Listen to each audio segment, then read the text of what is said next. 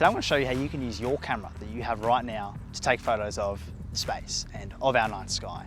And whether it's a fancier DSLR like this or whether it's something a bit more basic, I want to show you how you can flicker into manual mode and snap away. At the end of the day, all you need to take fantastic photos of the night sky is a camera, a lens and a tripod.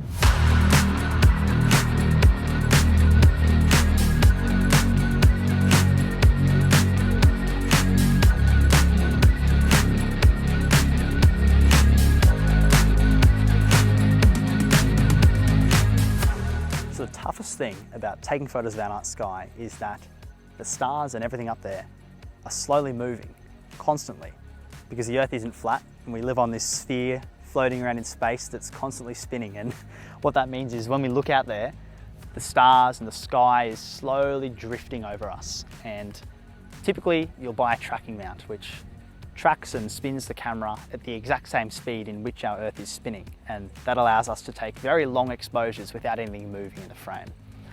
What we're gonna do is, we're gonna take shorter exposures, 1-2 seconds max, and we'll slowly, every now and again, move our camera to make sure that what we're trying to take a photo of is actually in the frame. Trust me, it's simple. I'll show you how to do it, and once you get a few things under control, it becomes quite simple, and you'll actually learn to love the process. Now this might seem super obvious, but we're going to be pointing up, and most tripods aren't actually made for that. They can only tilt so far up before they start hitting on themselves. So this tripod actually has this ability to adjust level. So this goes up and down and that kind of thing. And we would usually mount the camera facing this way. We're going to flip it 90 and we're going to mount it this way. So it does not feel very intuitive from the get-go, but what that means is you can loosen this leveler and point the camera directly up. Now we're also going to be using this shutter control or intervalometer. So the way this just screws onto the front of the camera here. Now some cameras are way easier and they just plug into the side, but this one you screw and you lock it in.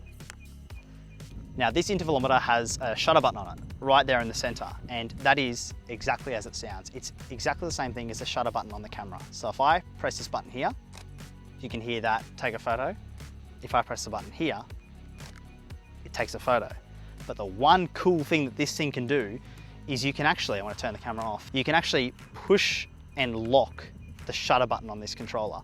So what that does is it does the exact same thing as holding down the shutter on the camera. If you have the camera set to some sort of a continuous shutter mode, that means that it'll take a photo and another photo and another photo continuously. And I'll show you why that's important in a tick.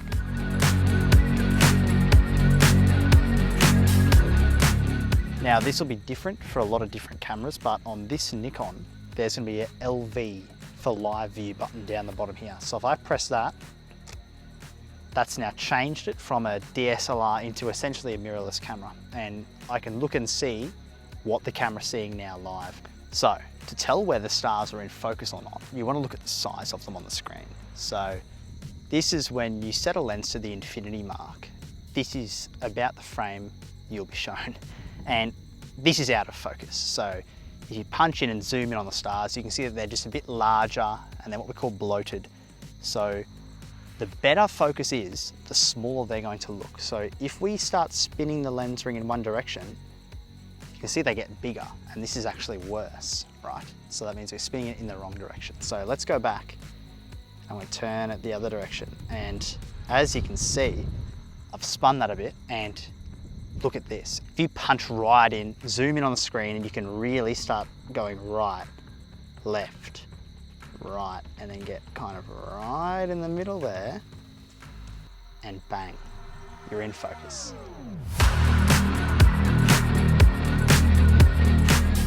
Okay, so what I'm going to do is, this is going to be pretty hard to show you, but I'm going to open an app called Sky Guide, and this is how I'm going to find what I'm taking a photo of tonight. So you see it on my phone here, and it's got a compass mode. So I've enabled the compass, and it means that when I pan around the sky, the screen updates on the phone. And what you can see in front of me is that on the right here, I have the Magellanic Clouds, and directly ahead, I have the Carina, constellation of Carina. Now there's, zooming in, a very bright hydrogen alpha emission zone here called the Carina Nebula. And you can see below that there's actually one called the Running Chicken Nebula. And we're going to take a photo of all of it. I want to use the Southern Cross as a marker and point my camera a bit above and a bit to the right of the Southern Cross. And let's see how we go. So you can see in the center of the frame here is the one star, the top star, the other part of the cross, and the base of the cross. You can recognize that because below the bottom star in there's actually a jewel box little cluster of stars. So moving to the right and up a little bit, would you look at that? That looks like a bit of action, doesn't it? What I'm going to do is I'm going to lock this in place, take a 2-second exposure. What I'm going to do for ISO is I'm going to do all the way up to ISO 6400 for 2 seconds. And I'm going to use my remote control and take a photo. Now looking in, it doesn't look like we've got the right spot. So what we can do is, let's have a look on the app. Looks like we could be there. So what we need to do is we just need to move a little bit to the left and we'll be on the spot. And there we have it, the Carina Nebula. So again, let's go down. We're going to take a 2-second exposure of this point in the sky. And let's see how we go. And look at that, baby. What a beauty.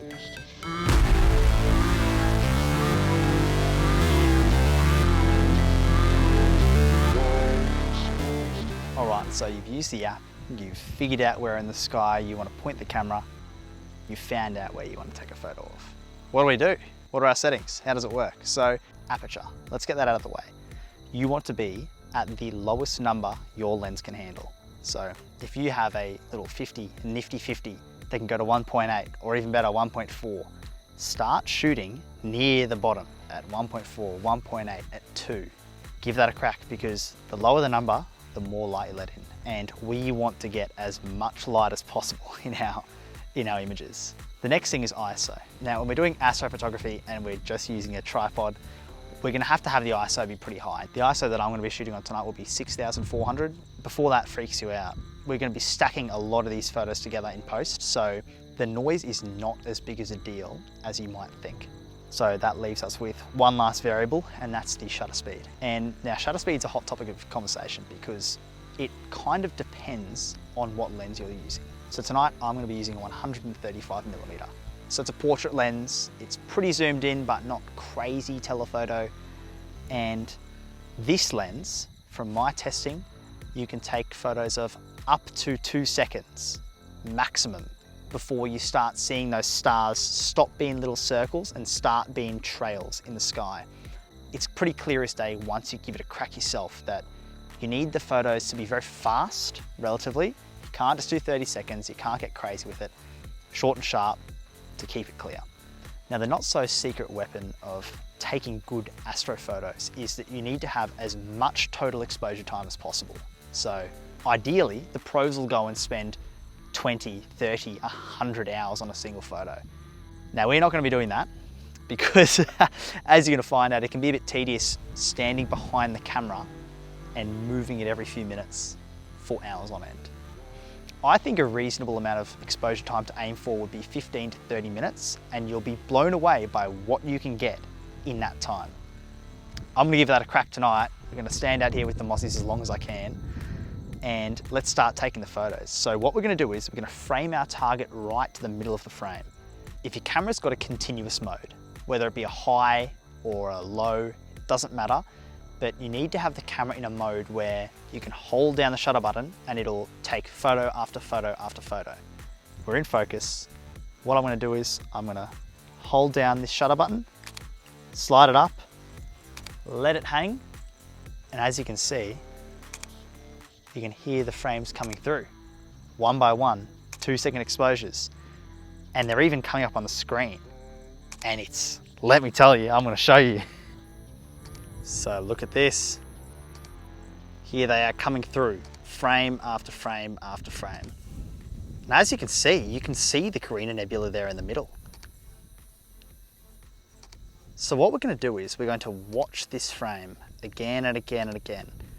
And as soon as that nebula starts drifting out of frame because it's constantly moving, we're going to stop, we're going to put it back in the middle, and we're going to put that shutter button down again.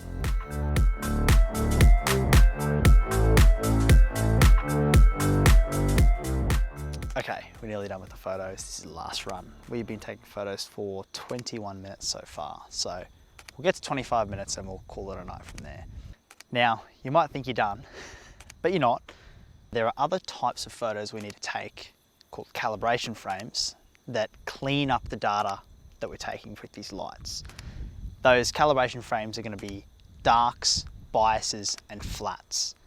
I'll run through in more detail what these are when we get behind the desk, but tonight we need to take some dark frames. So what these are is, it's the exact same photo as the lights, but dark. And what that means is we put the lens cap on, as weird as that sounds, and we take photos with the lens cap on with the exact same settings as the ones we're doing now. So like we said before, we're doing 2-second photos at ISO 6400. So we're going to put the lens cap on and we're going to take some 2-second photos at ISO 6400. It'll just be black.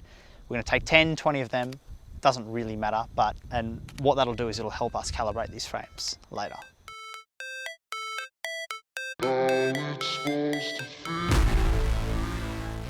Let's talk calibration frames. So the way this works is you're going to need 3 kinds of calibration frame.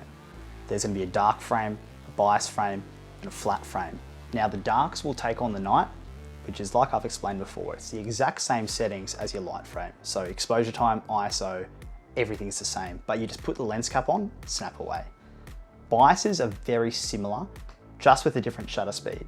So with the lens cap on the camera, rather than in our case here, taking a 2-second exposure, you're going to turn the dial for shutter speed as far as you can go, make it as fast as possible. So on this camera, it's 1/8000th of a second. You're going to keep the ISO the same, so it's 6400 for us.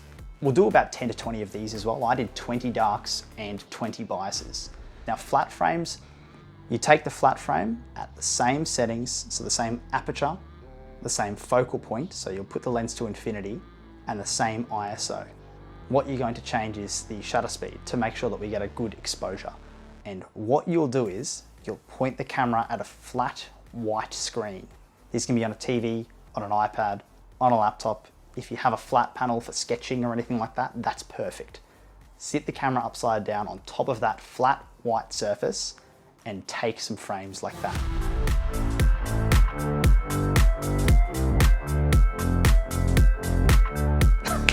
Okay, you've made it to this point.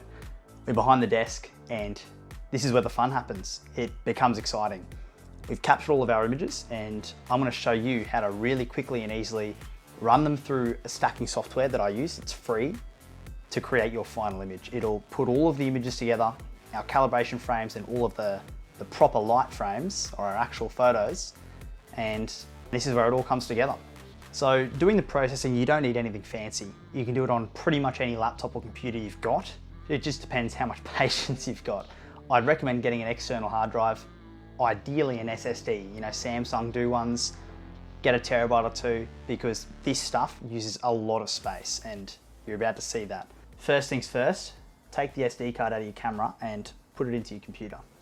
So this is one of the more tedious parts of the process. So here we are, Nikon D500. You'll go into your DSIM or the equivalent folder for your camera. You can see that I took so many images that we have a few folders, but each of these folders could be 1,000 photos in it. So let's use this for an example, and you can see that we have a long list of images. And these are all the photos we took. So if I press the spacebar on one of these, you can see there's Carina, right, in all of its glory. And it actually looks really good for a single frame. So I think in total I've got a couple of 1,000 photos here. So what we're going to do is, looking at the timestamps, so you can see the date modified, you'll be able to discern between what are your light frames, what are your dark frames, what are your bias frames, and what are your flat frames. So going to the end of the night here, you can see that these are my flat frames. We've got our darks and biases. Now the way you can discern between what are your bias frames and what are your dark frames on a Mac is you press Command I. You can see here the exposure time, and that'll be a dead giveaway as to whether this is a 2-second exposure or a fast exposure here. So what you need to do is, all of these photos, you're gonna have to sift through them. It'll take 5-10 minutes. Put all of the light frames into one folder called lights, the dark frames into a folder called darks, biases into biases, flats into flats. You'll end up with a structure like this, where you have 4 folders: biases, darks, flats, and lights. The reason that's important is because in the software Cyril that we're going to use, there's a great script that you can just press a button and it'll do all the stacking, calibrating, everything for you. But in order for that to work, you need to have the folders and the photos set up properly. That's all it takes. So now that that's done, let's open up Cyril. So what we need to do is, in the top left, you press the home button, and this is where you set your working directory. So going to volumes here, because I want an external drive, we're going to go to the Carina Nebula folder, and that's it. We're going to press open. Now, in the top left-hand side here, you'll see scripts. Scroll down to OSC pre-processing and click it. Now what you're going to see here is on the right-hand side, all of this stuff starts happening. It's nuts. And what it's doing is it's running the photos through a few different steps. It's going to convert them to an astronomy file called a .fits file. It's going to then calibrate each of the light frames with the dark, bias, and flat frame. It's then going to register that calibrated file so it stacks them all on top of each other perfectly, so they're all aligned well. Then it'll create the final image with that stack of registered frames, and it'll spit it out for you. This will take anywhere from 5 minutes to an hour, depending on what kind of kit you're using. So make yourself a cup of coffee, sit back and relax. You'll see when the gibberish stops flowing, it's ready to go, and I'll see you when it gets to that point on mine. All right. Once that's done, it'll create a file called result.fit. Sometimes it puts the exposure time in there, so it'll be result underscore a couple of seconds, whatever that may be. But what we want to do is, once that's all finished, in the top left, press open, result, and then we'll open that up.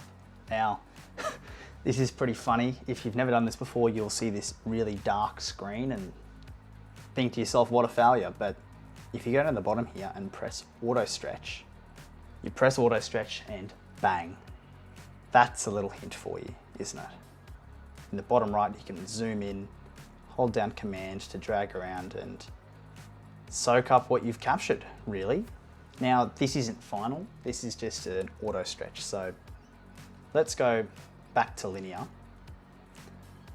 Open up the image processing menu and hit histogram transformation. Now, essentially here, there are these 3 arrows. And to transform the histogram, you'll want to grab this middle arrow and drag it towards the left. You'll see what that does is it stretches out the histogram. When you let go, it applies that stretch, and you can see it update here on the left. Press apply. Now, it's a bit weird, but you want to do this multiple times because it makes it easier. It resets where these 3 arrows are, give you more granular control. So let's stretch it. Let go, press apply. Now, every now and again, if you want to make the black point a bit lower, this left arrow you'll drag to the right to bring the whole histogram to the left. Now you're watching here under clip percentage. You don't want to clip any of the image, so let's keep that at 0. Press apply here. I think 1 more is fine. This is where you can stretch to taste. So on the left here, that looks fantastic, doesn't it? So let's press apply here and close. Now, all of the stacking has really helped deal with a lot of this noise. The noise that does exist is called green noise, and it's very common because the way a camera filter works is it uses a Bayer filter where there are more green pixels rather than red and blue. So green overpowers over time. So if we go into image processing and we press remove green noise and then press apply, bang. It gets rid of that slight green hue. It's nothing crazy. Now, this is pretty much fantastic. I think we can put a bit more color into it though. So under image processing, let's go color saturation and let's give it a little bit of saturation. Now look, it feels ridiculous to stretch a slider all the way up, but this is again, like the histogram transformation, designed to be repeated again and again and again. But honestly for me, one adjustment, and look at that. Isn't that awesome? So to save this image, up the top right, you can press save, and to export it, just to the right of the save button here, you can export this and choose a different file. So a JPEG is usually the way to go. You can change the quality here, 100%, why not? We've already used a lot of image space with the stacking, it doesn't matter. And that is an image now that you can share. And just looking at the detail of this image, oh, I just think that is fantastic. This is only really dipping your toe in the water as far as post-production goes. This took 5 minutes, and you can really get intricate, and it's a deep, dark rabbit hole to dive into. You can do things like remove the stars, so you can just work on the nebula. You can reduce the size of the stars. You can do background extractions to flatten the field. It's genuinely endless, but as you can see, with 20 minutes of exposure time, we're not doing any fancy noise reduction. There's no muck around needed. If you take enough images and you take good calibration frames, check out what you can shoot. I'm pumped. If you got to this point, thank you so much for watching this all the way through. I hope you found it interesting. This video took a long time to make. It's pretty time intensive. I don't have any, donation links or anything like that, but if you want to support the channel, give me a like, a comment, just engage in any way. It really helps. I've got 410 subscribers, so it all helps. Anyway, I hope you got something out of this one. I'm pumped to keep putting these out, so see you in the next one.